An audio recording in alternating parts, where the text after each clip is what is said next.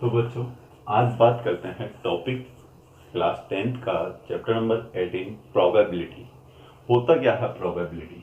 तो सबसे पहले मीनिंग की बात करें। The chance that something will happen. किसी भी घटना जो होती है यानी इवेंट्स जो होते हैं उनके हैपन होने के जो चांसेस होते हैं उन्हीं को हम क्या बोलते हैं? प्रोबेबिलिटी बोलते हैं। जैसे कोई बच्चा है तो उसके एग्जाम में पास होने के चांस कितने हैं, तो उसको उसकी प्रोबेबिलिटी बोला जाता है। जैसे एक कोइन है, कोइन को मैंने टॉस किया तो हेड आएगा या टेल आएगा। तो हेड आता है या टेल आता है तो इसके चांस आने, हेड आने के चांसेस कितने हैं, टेल आने के चांसेस कितने हैं, इन सबको फाइंड आउट करने के लिए जो रेशियो यूज में लिया जाएगा उसको हम प्रोबेबिलिटी के नाम से जानते हैं।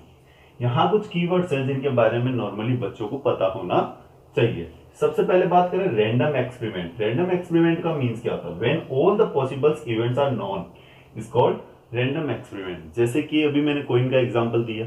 कोइन को जब टॉस करते हैं तो सबको पता है कि हेड आएगा या टेल आएगा। तो जब अपने को इवेंट्स के बारे में, उसमें होने वाली जो घटनाएं हैं उनके बारे में पता रहेगा तो उसी को हम बोलेंगे रैंडम एक्सपेरिमेंट।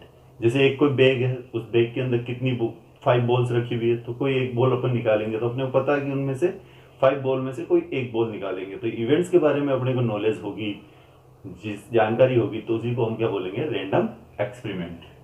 फिर बात करते हैं इवेंट। इवेंट का मतलब क्या है? घटना। प्रोबेबिलिटी हमेशा किसी ना किसी घटना के ऊपर डिपेंड करेगी। तो यहाँ पर इवेंट्स को यहाँ कुछ कैटेगराइज किया है मैंने। सबसे पहले बात करें सिंपल इवेंट। सिंपल इवेंट्स का मीन्स क्या है? सिंपल इवेंट्स का मीन्स सिंपल सी बात है कि कोई भी ऐसी घटना जो सिंपल है, नॉर्मल है, तो उसको हम क्या बोलते हैं? Simple event. जैसे कि एक कोइन है, कोइन को उछाला तो हेड या टेल आएगा, तो इसी इवेंट को क्या बोला जाएगा? Simple event. कंपाउंड इवेंट का मतलब क्या होता है? एक कोइन को 2 टाइम्स उछाला या फिर 2 कॉइन को साथ में क्या किया? टॉस किया। तो इस तरीके के कोई इवेंट्स होंगे तो उन्हें क्या बोला जाएगा? Compound events. ठीक है। फिर बात आती है इंडिपेंडेंट इवेंट्स। इंडिपेंडेंट इवेंट्स का मतलब क्या होता है? ऐसे इवेंट्स जो एक दूसरे से किसी भी तरीके से डिपेंड नहीं होते हैं। जैसे एक कोइन, 2 कोइन थे, या सपोज करो एक कोइन था, उस एक कोइन को मैंने 2 बार उछाला। तो फर्स्ट टाइम उछाला तो हेड या टेल आया, ठीक है। सेकंड टाइम उछालूंगा तो हेड या टेल में से कोई एक आएगा। तो ऐसा नहीं हो सकता कि फर्स्ट टाइम अगर हेड आ गया तो सेकंड टाइम हेड नहीं आएगा। तो सेकंड टाइम पूरी तरीके से इंडिपेंडेंट होगी, फर्स्ट टाइम पे किसी भी तरीके से डिपेंड नहीं होगी। इसी तरीके से अपन बात करें डिपेंडेंट इवेंट्स। डिपेंडेंट इवेंट्स का मतलब क्या हुआ कि अगर कोई इवेंट हैपेंड हुआ फर्स्ट टाइम और सेकंड जो इवेंट है वो फर्स्ट टाइम पे डिपेंड करता है, तो उसे डिपेंडेंट इवेंट्स बोलते हैं। जैसे एक कार्ड्स का बंडल है, कार्ड्स के बंडल में से कोई एक कार्ड मैंने पिक कर लिया, ठीक है, और उस कार्ड को मैंने क्या करा? उस कार्ड के बंडल में वापस नहीं रखा। तो जैसा कि आप सब जानते हैं कार्ड के बंडल में टोटल नंबर ऑफ कार्ड्स कितने होते हैं? 52। तो फर्स्ट टाइम जब मैं आउट करूंगा किसी कार्ड को तो 1 आउट होगा आउट ऑफ 52 में से। 52 में से केवल एक कार्ड निकाला गया। लेकिन अगर मैं उसको वापस नहीं रखता हूं तो सेकेंड टाइम अगर मैं कोई कार्ड निकालूंगा तो उसके लिए नंबर ऑफ टोटल कार्ड्स कितने होंगे? 51। तो वो इंडिपेंडेंट हो गया। एग्जीक्यूटिव इवेंट्स को बोला जाता है टोटल इवेंट्स। तो किसी भी चीज की बात करें जिसकी अपन प्रोबेबिलिटी निकालेंगे उसमें कितने टोटल इवेंट्स हैं, उन्हीं को हम क्या बोलेंगे? Executive events. कॉम्प्लीमेंट्री इवेंट्स की बात करें, कॉम्प्लीमेंट्री इवेंट्स का मतलब क्या हुआ? जो कि कंप्लीट होती है, ठीक है। अपन हिंदी में इसको पूरक भी बोला जाता है, आप पूरक से नहीं समझेंगे। कॉम्प्लीमेंट्री का मतलब जैसे एक कोइन है तो उसमें हेड या टेल दोनों में से कोई ना कोई आना है, तो इस इवेंट्स को क्या बोला जाता है? Complementary events. सबसे पहले बात करते हैं फॉर्मूला क्या होता है, प्रोबेबिलिटी किस तरीके से फाइंड आउट की जाती है। तो सबसे पहली चीज आपको याद रखना है, प्रोबेबिलिटी के लिए जो शॉर्ट में वर्ड, फॉर्मूले वर्ड के लिए यूज लिया जाता है तो बोला जाएगा पी ब्रैकेट के अंदर ए किसी ना किसी इवेंट को ऑर्गेनाइज करेगा। किस चीज के बारे में निकाला जा रहा है, कोइन की बात होगी या और किसी चीज की बात होगी, तो उस चीज के लिए ए डिनोट किया गया है यहाँ पर। Number of favourable events, total number of events.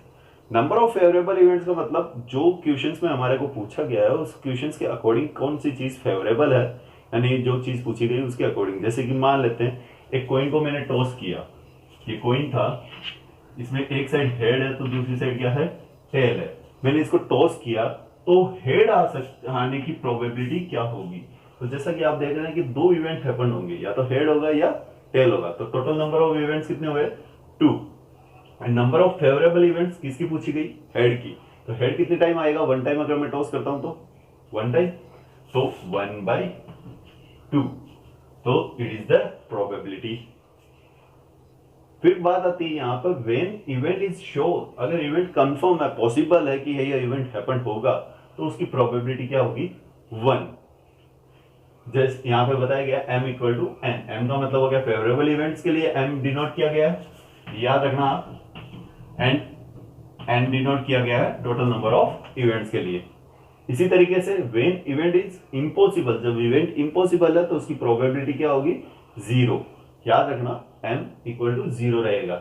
इसीलिए हम कह सकते हैं कि जो प्रोबेबिलिटी है, क्या है, प्रोबेबिलिटी है वो हमेशा 0 से, या तो 0 होगी या 0 के बड़ी होगी, और 1 से छोटी होगी, या 1 के इक्वल होगी। ये चीज आपको याद रखना है। यानी प्रोबेबिलिटी का जो भी आंसर आएगा वो आंसर हमेशा 0 और 1 के बीच में ही रहेगा। If any probability of any events given for the happening events, यानी आपको किसी हैपनिंग इवेंट से रिलेटेड प्रोबेबिलिटी गिवन है, and asking about the probability of not happening events, और किसी नॉट हैपनिंग इवेंट्स के बारे में पूछता है। जैसे कि एक सिंपल सा एग्जांपल ये मान लेते हैं, किसी क्लास के अंदर कुछ स्टूडेंट्स हैं, उनका मैथ का टेस्ट हुआ, तो मैथ के टेस्ट में पास होने वाले की प्रोबेबिलिटी आपको गिवन है, और आपको पूछ लिया कि मैथ के टेस्ट में पास नहीं होने वाले की प्रोबेबिलिटी क्या होगी। तो उस तरीके के क्वेश्चंस को कैसे सॉल्व किया जाएगा, तो उस तरीके के क्वेश्चन को सॉल्व करने के लिए आपको क्या करना है कि नॉट वाले के लिए अपन बार लगा देते हैं इवेंट्स के ऊपर, तो 1 माइनस पॉसिबल जो इवेंट्स होंगे उनको प्रोबेबिलिटी को क्या कर दिया जाएगा, माइनस कर दिया जाएगा। इनके क्वेश्चंस करेंगे तो अच्छे से आपको ये चीजें समझ में आएगी। ये तो थी प्रोबेबिलिटी की बेसिक जानकारी। अब 1 बाय 1 अपन एक्सरसाइज के क्वेश्चंस करते हैं। तो अब बात करते हैं, सबसे पहले प्रोबेबिलिटी के अंदर कॉइन्स के क्वेश्चंस नॉर्मली पूछे जाते हैं। कॉइन्स के क्वेश्चंस को समझना है यहाँ पर हमारे को। तो कॉइन के क्वेश्चन किस तरीके से पूछे जाते हैं, तो ये याद रखिएगा, कॉइन्स आप सब जानते हैं नॉर्मली यूज में लेते हैं, तो उसके एक साइड में या तो हेड आता है या फिर टेल आता है। हेड को डिनोट करेंगे हम हेड से, एंड टेल को डिनोट करेंगे टेल से।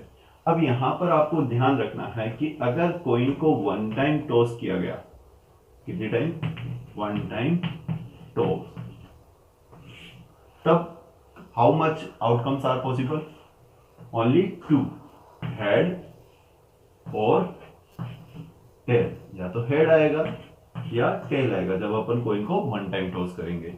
फिर सेकंड चीज आपको याद रखनी है कि जब 2 टाइम टॉस किया जाता है, ट्वाइसली टॉस किया जाएगा, तब आउटकम कौन कौन से आएंगे। तो आप देखो, फर्स्ट टाइम अगर हेड आया, पहली बार मैंने उछाला हेड आ गया, सेकंड टाइम भी उछाला तो हो सकता है हेड आ जाए, यानी एक इवेंट ये हुआ। इसी तरीके से टेल भी हो सकता है, या फिर एक बार हेड आ गया तो सेकंड टाइम टेल आया, या फिर एक बार टेल आया फिर हेड आ गया। तो इस तरीके से how much possible total events, 4। तो याद रखना है कि इसमें टोटल इवेंट्स कितने होते हैं, 2 टाइम्स। जब अपन ट्वाइसली टॉस करते हैं तो कितने इवेंट्स हो जाते हैं, टोटल इवेंट्स 4। एंड इसी तरीके से अगर अपन 3 टाइम्स इसको क्या करेंगे, टॉस करेंगे। नॉर्मली आपसे क्वेश्चन 3 टाइम्स तक का पूछ सकता है कॉइन के अंदर, इस चीज का जरूर ध्यान रखना। तो 3 टाइम्स में क्या होगा, या तो हेड आएगा, तो सेकंड पे भी हेड आया और थर्ड पे भी हेड आ गया। इसी तरीके से टेल आया, टेल आया, टेल आया, सब में टेल आ गए, ये चीज ध्यान में रखना। या फिर फर्स्ट पे हेड, सेकंड पे हेड, थर्ड में टेल आ गया, या फिर हेड टेल हेड आ गया, या फिर हेड टेल टेल आ गया। या इस तरीके से अपन बात करें कि फर्स्ट टाइम टेल आया, फिर हेड आया, फिर टेल आया, फिर टेल आया, फिर टेल आया, फिर हेड आ गया, या फिर टेल आया, फिर हेड आया, फिर हेड आ गया। तो इस तरीके से टोटल आउटकम कितने आएंगे, 8। ये चीज वापस आपको एक बार मैं समझा देता हूं कि फर्स्ट टाइम हेड आया तो सेकंड टाइम हेड हेड कुछ भी आ सकता है, या फिर हेड आ गया तो उसके साथ में सेकंड वाले में हेड आ गया, फिर टेल आ गया। तो इस तरीके से 8 आउटकम्स निकल के आएंगे टोटल। अब आपको बस ये चीज याद रखनी है कि जब वन टाइम टॉस किया जाता है तो टोटल नंबर ऑफ आउटकम कितने होते हैं, टू। टू टाइम टॉस किया जाता है तो four, and three time toss किया जाता है तो एट। अब क्वेश्चंस की बात करते हैं, अपने एक्सरसाइज में क्वेश्चंस दे रखे हैं, उन क्वेश्चंस की अपन डिस्कशन करते हैं यहाँ पर। तो आप देखेंगे एक सेकंड नंबर क्वेश्चन है बुक का, a coin is twice. Coin को कितने टाइम टॉस किया गया, ट्वाइसली टॉस किया गया। तो अपने को प्रोबेबिलिटी पूछी गई है टेल आने की। क्या पूछी गई है, टेल आने की प्रोबेबिलिटी क्या होगी। तो आप यहां देखेंगे कि टेल आने की प्रोबेबिलिटी पूछी गई है, किसकी पूछी गई प्रोबेबिलिटी, टेल की।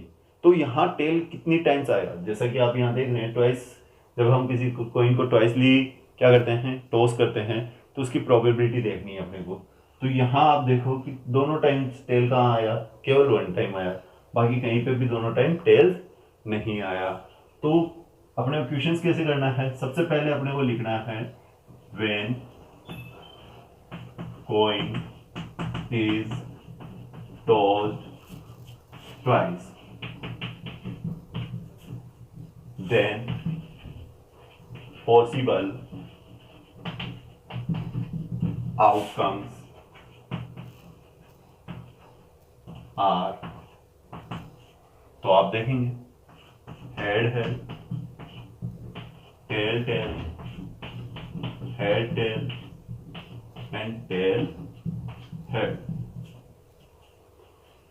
अब टोटल नंबर ऑफ आउटकम्स, जिसे हम एन बोलते हैं, 1 2 3 4, कितना हुआ 4। टोटल नंबर ऑफ फेवरेबल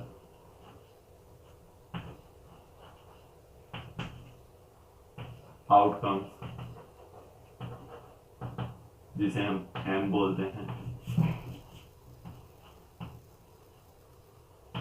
कितने हुए। टेल के बारे में पूछा तो टेल कितने टाइम है, वन टाइम। तो प्रोबेबिलिटी क्या हो गई टेल लाने की, 1/4। फॉर्मूला आपको पता ही है, फॉर्मूला आप लिख ही लेंगे। तो बस ये सिंपल सा कॉन्सेप्ट होता है प्रोबेबिलिटी के क्वेश्चंस को करने। अब देखो क्वेश्चन नंबर 4। क्वेश्चन नंबर 4 क्या कहता है हमारे को, हमारी बुक के अकॉर्डिंग, मैंने तो यहाँ शॉर्ट में क्वेश्चन लिखा है। क्वेश्चन कह रहा है कि हेड और tail alternatively in the 3 successive tossing of coin. जब कॉइन को 3 टाइम टॉस किया जाता है तो हेड और टेल अल्टरनेटिवली आने की प्रोबेबिलिटी क्या होगी। अल्टरनेटिवली का मतलब कंटिन्यू नहीं होने चाहिए, यानी उनके बीच में हेड है फिर टेल है फिर हेड है, या तो इस तरीके से हो, या फिर टेल हेड टेल, यानी तीनों में से कोई भी चीज दोनों कॉमनली एक साथ जुड़ी हुई ना हो। तो उस तरीके की प्रोबेबिलिटी पूछी गई है। तो आप वही ऊपर वाली लाइन तो यही लिख देंगे, when coin is tossed 3 times then possible outcomes are. Possible outcomes ये हो जाएंगे हमारे।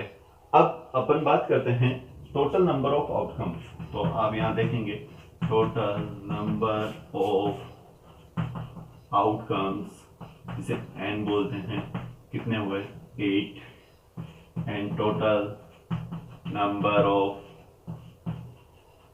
फेवरेबल आउटकम्स, जिसे हम एम बोलते हैं, तो कितने हुए, क्या पूछा है हेड और टेल। तो आप यहाँ देखेंगे कौन कौन से फेवरेबल आउटकम्स हुए, जिसमें कंटिन्यू देखो head head head continue match हो गया, हेड हेड कंटिन्यू मैच हो गया, हेड टेल हेड इसमें कंटिन्यू मैच नहीं हुआ। इसी तरीके से टेल हेड टेल इसमें कंटिन्यू मैच नहीं हुआ। बाकी सब में आप देखेंगे हेड हेड टेल टेल, ठीक है। इसी तरीके से टेल टेल सब में कंटिन्यू मैच हो रहे हैं, सक्सेसिव मैच हो रहे हैं। तो ये दो है जिनमें सक्सेसिव मैच नहीं हो रहे। तो बस इन्हीं को अपने को प्रोबेबिलिटी निकालनी है। तो आउटकम्स कौन कौन से हुए, head tail head and tail head tell. तो टोटल नंबर ऑफ आउटकम्स 2। तो प्रोबेबिलिटी क्या होगी, प्रोबेबिलिटी ऑफ इवेंट्स हेड और टेल्स की बात कर रहे हैं यहाँ पर। तो प्रोबेबिलिटी क्या हुई 2/8 मीन्स 1/4। अब 7th क्वेश्चन है, इजी गोइंग आप कर सकते हैं। ऑन टॉसिंग 2 कॉइन्स, जब को टॉस को क्या किया जाता है, 2 बार टॉस किया जाता है, 2 टाइम्स टॉस किया जाता है। तो मोस्ट वन टेल, कम से कम एक टेल आने की प्रोबेबिलिटी आपसे पूछी गई है। तो देखो यहाँ टेल आया नहीं, यहाँ आया आया, यहाँ पे भी आया, यहाँ पे भी आया, तो फेवरेबल आउटकम्स कितने हो गए 3 एंड टोटल आउटकम कितने हो गए 4। तो प्रोबेबिलिटी क्या होगी 3/4। लैंग्वेज आपको समझाई दी किस तरीके से क्वेश्चंस की लैंग्वेज लिखनी है। तो कोइन के क्वेश्चन इस तरीके से होते हैं।